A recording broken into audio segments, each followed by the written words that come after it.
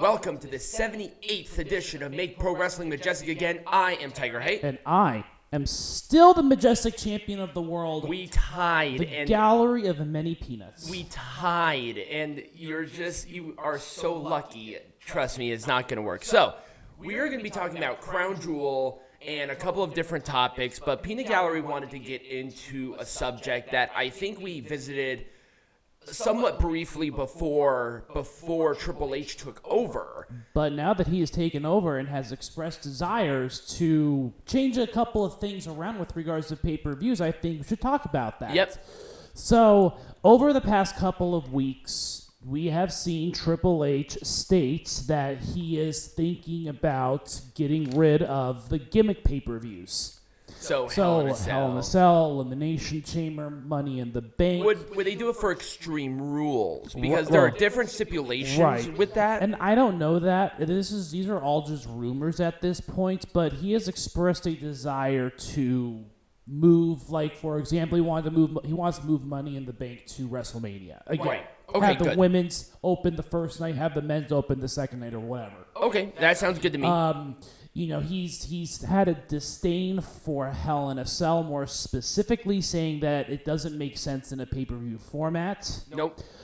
He has also, he's gone so far to cancel WWE Day 1. Yep, Day 1. That was a Nick Khan idea. It was, but he has gone so far as to say we're not going to be doing the show anymore. So that means that theoretically, between Survivor Series and Royal Rumble, there isn't going to be a pay-per-view or a premium live event, if you want to call it that. And the thing is that with Survivor Series, they're doing it with the War Games format in mind instead of maybe the SmackDown versus Raw thing. Right. Now, I can't guarantee that's going to be the issue, but it seems like the gimmick is not necessarily going to be the Raw versus SmackDown anymore. Yeah, it doesn't sound like it's going to be. So what I want to kind of talk about is just how pay-per-views might change, because this coincides with another thing that we're seeing in terms of pay-per-view or premium live events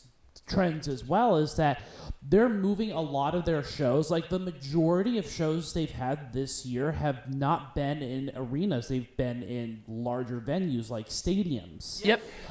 So I think what they want to do is they want to move towards a bigger pay-per-view format. Yeah, move to bigger buildings. Well, now, with Mr. McMahon, he tried to do that with doing Money in the Bank in Allegiant the last year, but they were not selling the tickets that they were expecting. Now, do you think with the Triple H regime, do you think that will actually change? Because there's obviously more interest in the product. With the product, exactly. And this is where we kind of have to say, well, what constitutes a stadium show? What do you want pay-per-view events to be like? Do you want the gimmicks and then have them be smaller, or do you want to have fewer of them but maybe make them a little more impactful, make them a little bit bigger? I know that obviously there have been plans in place to do, next year. Crown Jewel. No, not Survivor Series. Elimination Chamber is going to be in an arena in Montreal, more specifically. But they haven't announced a lot of other large pay-per-view events that next year, besides, of course, WrestleMania and Royal Rumble, both of which take place in stadiums. In stadiums already. Well, they've been taking place in stadiums this whole time. Right. And then, with the Big Four, they tend to run them in stadiums. Well, Survivor Series is not going to be run in a stadium this year, but I don't think that that's going to stay that way for too much I think longer. they're going to put them in arenas. I think the Big Four will be guaranteed arenas. Or and then you have guaranteed stadiums. Guaranteed stadiums. I apologize. The Big Four, but then you also have, Crown Jewel, which was in a soccer stadium, but if you actually saw the stadium, it's not a big stadium. But again, it's not an arena format. It's a stadium format show. Right. So that means that it's mostly outdoors. So, talking about this too, WWE has done a lot more international shows in the past couple of years as well. We had Clash at the Castle, which Right. was the first time they went back over to the United Kingdom Right. in like 30 years. So what I kind of want to explore And obviously it was a big success. Right. And what I kind of want to explore in this case is what kinds of events should WWE run as it relates to pay-per-view or premium event formats. Here's what I think would be a great structure, and it might sound kind of weird, but hear me out here. Do these larger formed stadium shows where it's big and grandiose, like they do with stadiums, but cut them down, where you might have like a big super special SmackDown and Raw for a month that does not have a premium live event to maybe have some of the smaller rivalries or start a big time rivalry, build it for a month or two to something like Clash at the Castle or the next thing like Super Showdown in this city or whatever, but make them super big and grandiose where people have to travel to go to them. Right. I think right now, because it's obviously working. I mean, the WrestleMania sold 100,000 tickets, and a match hasn't even been announced. Right. Clash at the Castle was a sellout. Saudi Arabia show was a sellout. Right. These shows are selling out, and they're big, and they're loud, and it's awesome to see. And now we're starting to see that there might be more of a trend than it's going. This is going to be the regular. That's kind of what I want to explore. Is this going to be and should this be a new regular thing? Now, when I look at markets like this, I want to consider the idea that perhaps they should do more of these premium live event shows overseas. So obviously, Clash at the Castle was a big success, but that doesn't mean they should go back to Cardiff every single year. No. There are certainly other markets, and one big potential market that I see is Japan. And the reason I bring Japan up is because, again, we're seeing a trend where there are partnerships being formed, or at least like one-off matches. Right, there is the opportunity to bring in some New Japan guys and do some dream matches.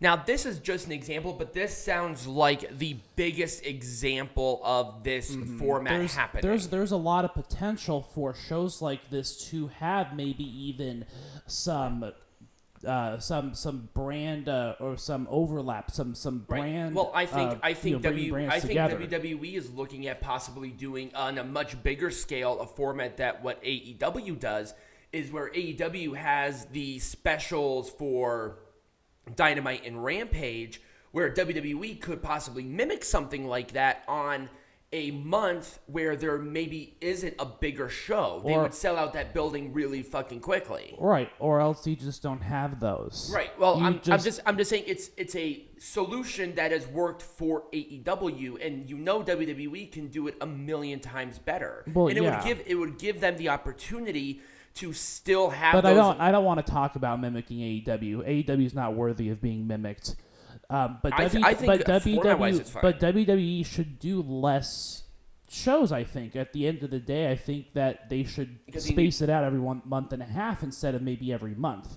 Or, not having multiple shows a month. It just really depends on what kind of content you want to bring forward. But a potential place that would be a great start is Japan. And I think that a lot of these can follow possible NXT debuts as well to kind of garner interest for the product. Now, a market that hasn't really been seriously explored except for one show has been Australia. Now, the Australian wrestling market is very passionate, but wrestling companies historically don't do very well down there. There are zero right now wrestling companies. There was a WCW Australia, and I talked about international companies in one of the wrestling lessons, I think a couple of months ago. But it is a definite market to explore. I mean, there's a lot of them. There are African promotion, or there's African shows where you can do big grandiose stuff. It might be a little bit harder because some of the countries there are in turmoil.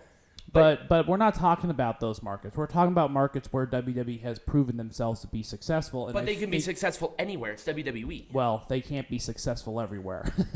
I have to disagree with you no, on that. I have to. They're just, you won't be able to make any money doing an African show. I'm sorry. It's not going to happen.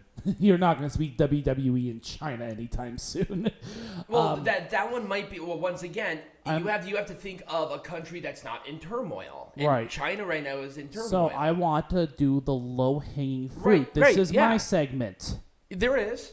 It's just like, hey, this is the opportunity here. Right. You know? So anyways, other English-speaking countries are a great place to start as well. UK, Australia. Now let's talk about maybe one that is going to be in the very near future, and that's going to be a WWE European, an EU show. So like a show in Paris or a show in Germany, wherever NXT Europe is going to be based. I think would be a perfect opportunity. Instead of doing their show in the UK, maybe they do their show in another European country. There are plenty of soccer stadiums and stuff that would be potential there, and there are some big cities. Like you said, there are. Paris, you can go to Spain. There's a lot of opportunity. There is. WWE European tours do very well. That's why they continue to go. Right. And that's why they're building an NXT brand out there. Right, and it's smart. Yeah. It's a very smart, good move overall. So if you're looking at the end of the day, I don't see them doing 12 events per year. Maybe they do 8 or 9 events next year, but make them large shows. Right, because obviously the large shows work. Yes. If they weren't doing the big stadium shows like they have been doing, then they wouldn't be successful because they know this stuff. They're not going to try to continue to see if this moves forward without having a contingency plan. Right. The thing with Money in the Bank issue was that you had a lot of stuff going on. Vegas is one of those cities that has 4 or 5 different things happening at once. Right. So again, it goes without saying that WWE, if they get rid of these gimmicky pay-per-views, I think that they're going to be more successful, and I think that they would be able to run larger shows. Because obviously, what if they just replace them with something else and do the monthly shows? I mean, that's probably what they're going to do. Well, yeah, but again, do you really want to do 12? You want to do 12 stadium shows a year? Oh, I don't. I'm not saying that would be a good idea, but I'm saying that that's the most likely option. Yeah, that's the most likely direction they're going. And you know how I don't put names or anything like that? Because I think that should just be left up to wherever they go. Like Clash at the Castle, that's the Cardiff show. If they go to another show in the UK, like London, they don't want to call it Clash at the Castle. I mean, they're established. They'll call it something else. Right, they're established names already, like Survivor Series, WrestleMania. Like, those are not going to change no matter where they go. But I can see where you're coming from on it's one of those big, just a big stadium show. Right, it is. Like, and they could just sell it anywhere, like Beast of the East. Right, Beast in the East. Right. Now that was like a glorified house show, right. But it was still there. But it was successful. It worked. So that's kind of where I'm coming from with it. Do you have anything else that you want to add? No, I think that it makes sense to do it the way they did. I'm excited to see where they go come next year because there's definitely going to be some changes, given that Triple H and Stephanie McMahon took over the company a couple of months ago. Right, and they got to work with the schedule that they have until they're able to make more substantial changes. It's going to be absolutely fresh come January. Right. We're going to definitely see more changes to come, but for right now, I've been very pleased, and I'm hoping that they make correct decisions. But it's WWE. They usually do. Right. So anyways, when we come back, what are we talking about? We are going to be talking about other shows that were either canceled, changed up due to different circumstances, and the history behind that given a past issue, but we'll talk about that here in a minute. Okay.